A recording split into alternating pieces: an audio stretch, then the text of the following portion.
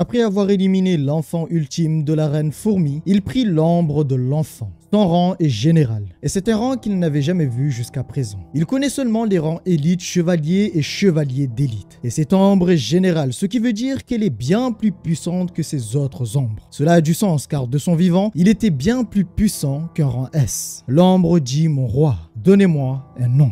Comment son ombre peut lui parler? L'ombre lui dit qu'elle s'est rendue compte qu'elle pouvait juste parler. Peut-il parler car il le pouvait avant de devenir une ombre? En réalité, cela n'a pas de sens. Acier était auparavant un humain. Et depuis qu'il est devenu une ombre, il ne peut pas parler. Pareil pour Défense. Mais alors, est-ce dû à leur rang? Peuvent-ils parler s'ils augmentent leur rang? Alors Dino dit à la fourmi « Je suis celui qui t'a tué. Est-ce que tu vas me suivre ?» La fourmi ne peut se défaire de lui. Elle accepte de le suivre et devient son serviteur. Mais avant cela, elle aimerait qu'il lui donne un nom. Eh bien, ce serait bien de lui donner un nouveau qui le distinguerait des autres fourmis. Puis pense à un célèbre auteur qui a écrit le roman Les Fourmis. Son nom à partir de maintenant sera Bérou. Alors la fourmi le remercie. Après avoir fini avec lui, il voulut prendre la reine pour la transformer en ombre. Il demanda à la reine de se lever. Ainsi la reine s'est levée.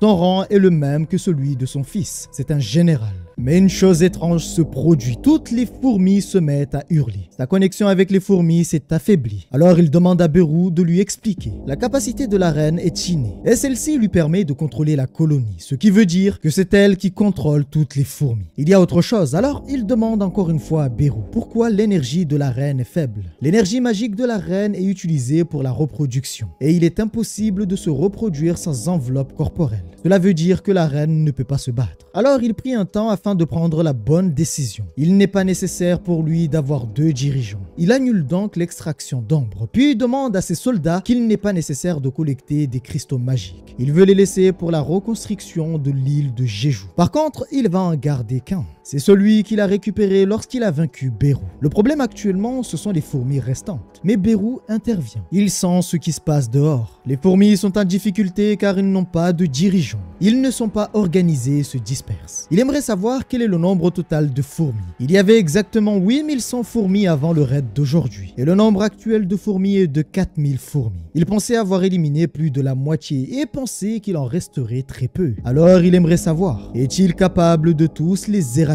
S'il lui en donne l'ordre, il fera de l'île un cimetière.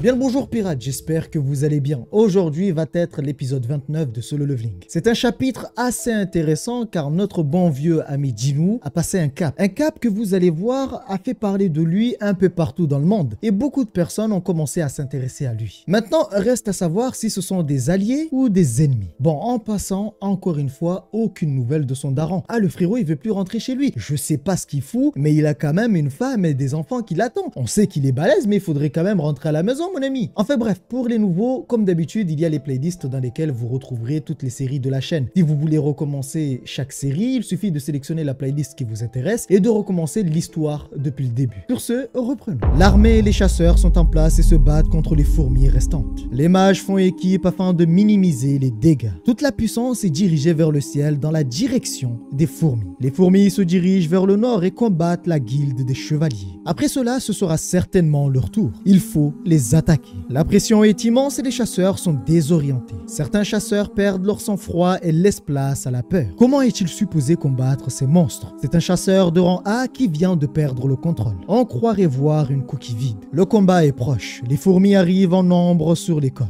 Mais alors, est-ce qu'ils vont pouvoir les vaincre? Pendant qu'ils réfléchissaient, ils se sont rendus compte qu'il était trop tard. Les fourmis sont arrivées en un clin d'œil. Puis soudain, ces derniers se sont vus tranchés en morceaux. Ils n'ont pas pu voir la chose qui avait fait cela, car cette chose allait beaucoup trop vite. Depuis 2 jours, les chasseurs se battent pour arrêter les incursions des fourmis dans le sud de la Corée. Les fourmis sont également apparues en mer de Chine, ce qui est assez fou. Depuis qu'elles peuvent voler, la mer n'est plus un problème pour eux. Ils attendent l'ordre de tirer, mais un homme leur dit d'attendre. Étant donné